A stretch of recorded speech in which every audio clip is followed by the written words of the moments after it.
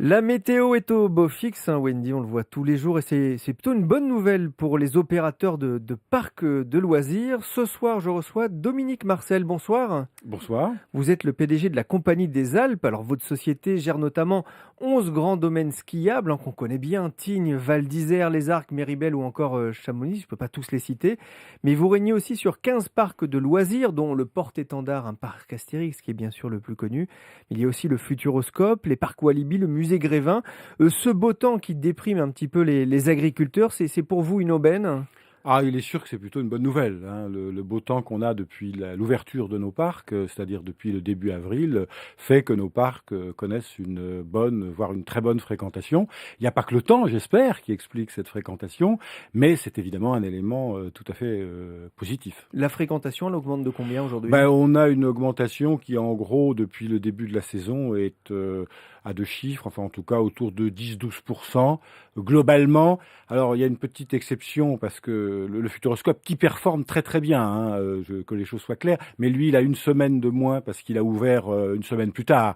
Mais globalement, on a une fréquentation en hausse très significative cette année. Et des recettes aussi qui augmentent Des autour recettes, oui, oui, de... notre dépense, et c'est évidemment variable selon les parcs, mais des dépenses par visiteur, comme on dit, qui se portent bien, qui se tiennent très bien. Alors, c'est notamment le cas, je crois, pour les parcs Walibi. C'est-à-dire que la relance que vous aviez mis en Absolument, place marche. absolument. Vous savez qu'un des axes de la stratégie de notre entreprise, c'est de développer des marques. Nous avons des marques très puissantes, hein, Astérix, le parc Astérix, vous l'avez mentionné, Walibi, Grévin, vous l'avez également mentionné, et le Futuroscope. Ce sont des marques qui ont un très beau potentiel de développement.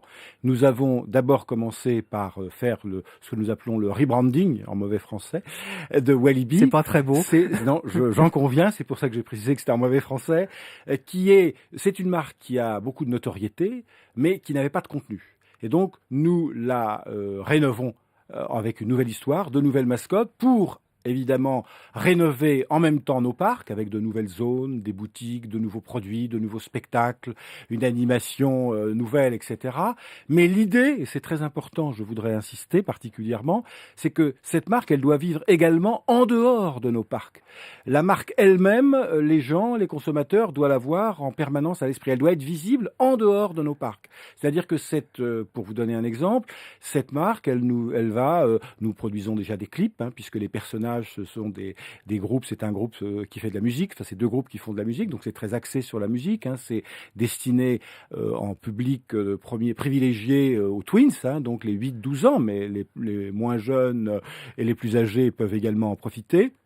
Mais cette marque, elle va donner lieu à des diffusions de clips, à des diffusions de spectacles, de jeux vidéo, demain probablement de bandes dessinées, de dessins animés. Donc la marque va avoir une autonomie propre. Elle doit être visible en permanence. Je pense, l'avenir pour demain. Ce type Avec de... une croissance à deux chiffres, du coup, pour les Alors, les parcs, hein. parcs Walibi ont clairement une croissance à deux chiffres depuis le début du lancement de la réouverture des parcs en avril, avec notamment pour la période, le mois de lancement, donc du 4 avril au 8 mai, un doublement de la fréquentation. Alors ce doublement, hein, soyons clairs et ne rêvons pas, ne va pas s'opérer sur toute l'année, mais c'est évidemment un très bon signe, c'est un signe très encourageant. Vous voyez, quand on regarde également la consultation de notre site Walibi, hein, qui a bondi de plus de 40%, nous avons des partenariats avec des chaînes que vous connaissez sans doute, Gulli, Canal J, qui sont des sources de visite, hein.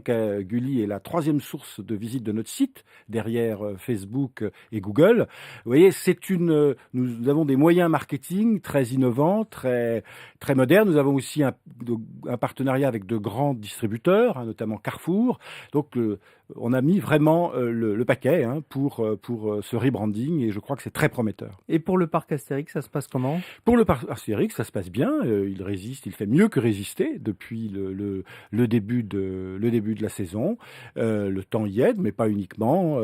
Les choses se passent bien. Et nous avons, ce qui est très important dans notre métier, des taux de satisfaction qui sont en progrès. Vous savez, le taux de satisfaction, il mesure pas uniquement la qualité de l'attraction, qui est évidemment importante, mais il mesure aussi comment sont réglées les queues, comment sont accueillis les gens, quelle est l'ambiance générale dans le parc. Nous avons fait très attention à ça parce qu'aujourd'hui, plus que jamais, nous devons dans nos parcs être très attentifs. On a un public et c'est normal, et il paye pour ça, est exigeant.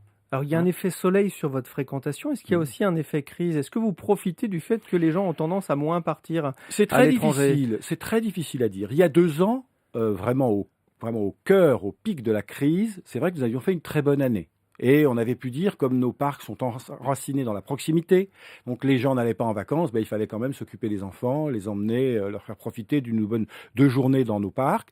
L'an dernier, ça avait été moins le cas, mais on a vu de très mauvaises conditions météo. Cette année, peut-être que ce sera un facteur, positif, parce qu'encore une fois, nos parcs sont, très enracinés dans la proximité. Donc la zone de chalandise de nos parcs, c'est 1 heure et demie, 2 heures. Et pour les gens, c'est évidemment une très belle opportunité de passer une journée. S'ils ne partent pas en vacances, ça les pousse encore plus, je l'espère, à aller sur nos parcs. Et puis il y a le Futuroscope que vous avez maintenant racheté il y a quelques mois, Mmh, c'était en octobre, 45 du mmh. capital. Heu, on sait que par le passé, ça a été très difficile à rentabiliser, le Futuroscope. Comment est-ce que vous pensez pouvoir vous en sortir? Alors, je crois qu'il y a pas de miracle, mais le Futuroscope a connu une crise à la fin, au début des années 2000, fin des années 90, début des années 2000, au moment de sa privatisation d'ailleurs. Le conseil général l'a repris et l'a très bien redressé. Puisque le Futuroscope avait dans son creux 1,2 million, 1,3 million visiteurs, alors qu'il avait atteint plus de 2 millions, 2,3 millions, 2,4 millions auparavant. Et on est revenu l'an dernier, qui a été une année record, à 1 million, plus d'1,8 million visiteurs. Et le Futuroscope, il n'y a aucune raison, et les résultats le montrent, continue de très bien performer. Alors pourquoi et que faire? D'abord, nous avons une équipe très bonne sur place, et donc nous allons continuer avec cette équipe, surtout, nous allons continuer la politique qui a fait le succès de ce redressement, c'est-à-dire un renouvellement continu de l'offre. Hein. On a coutume de dire sur le Futuroscope, c'est qu'on investit à peu près 10% du chiffre d'affaires, on renouvelle avec ça 20% de l'offre, et on vise 60% de revisite. Ça veut dire qu'à la fin de l'année, le Futuroscope sera rentable pour vous? Ah mais il est déjà rentable. Il est clairement rentable. Hein. En langage financier même, l'acquisition du Futuroscope va être relutif. Hein. Donc c'est dire il ne va pas peser sur notre rentabilité. Le sujet aujourd'hui, c'est de développer, de maintenir bien sûr, et de développer encore mieux dans les années à venir cette rentabilité. Alors, à données comparables, hein, pour voir justement les résultats semestriels que vous venez de publier, c'est un bénéfice en progression de 5,2% pour un chiffre d'affaires en hausse de 2,2%. Sur ce semestre, ce qui marche le plus, et c'est normal, c'est la neige, autrement dit les activités de montagne. La montagne, ça vous a fait gagner cette année? Alors, ça nous a fait gagner sur le semestre. Nous avons, et une fois de plus, la société a prouvé la résistance de son modèle. Vous connaissez, vous avez cité les sites, ce sont des sites de très haute qualité, de très haute altitude, qui résistent mieux que les autres à des circonstances un peu défavorables. Cette année, l'enneigement n'a pas été exceptionnel. C'est un euphémisme. Nous n'avons pas eu un très bon enneigement.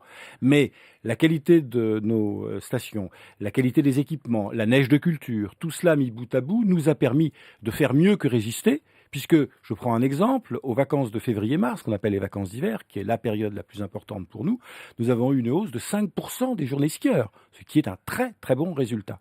Simplement, à partir du mois d'avril, qui n'est pas inclus dans les comptes semestriels, bien évidemment, on a eu à la fois un calendrier des vacances de Pâques très étiré, en mi-avril, fin avril, même début mai. Oui, pas forcément favorable Pas donc forcément là. favorable, et puis comme vous le savez, vous l'avez cité tout à l'heure pour les parcs, une chaleur exceptionnelle. Donc un enneigement qui ne l'était pas, une chaleur exceptionnelle et un calendrier, ça n'a pas attiré les gens. Donc le mois d'avril a été moins bon, nettement moins bon, il n'a même pas été bon du tout. Alors c'est 10%, hein, 10 ou 12% de la saison, ce qui fait qu'au global, nous prévoyons une stabilité, une légère baisse de 1% de nos recettes, probablement autour de 1% de nos recettes dans les domaines skiables. Et donc, compte tenu du contexte, je considère que nous avons très très bien résisté. Dominique Marcel, un dernier mot sur la prime aux salariés en échange des dividendes, hein, qui a été présentée aujourd'hui au Conseil des ministres. C'est une bonne idée, vous allez l'appliquer? Écoutez, ce qui est une bonne idée, c'est de donner aux salariés ce qu'ils doivent recevoir légitimement, parce que ce sont eux, c'est nous tous, et eux, tous ensemble, qui faisons la croissance de notre chiffre d'affaires et de nos résultats. C'est ce que nous faisons d'abord évidemment par des accords salariaux, et nous nouons des accords salariaux dans la plupart de nos sites, c'est nous faisons aussi parce que nous avons des accords de participation et des accords d'intéressement dans tous nos sites. C'est par ces biais-là, qu'on redistribue le fruit de la croissance. Alors, prime ou pas prime, on verra. Le sujet sera traité globalement dans le cadre de nos négociations sociales. Mais c'est ce que nous faisons. Merci Dominique Marcel, PDG de la Compagnie des Alpes. Merci.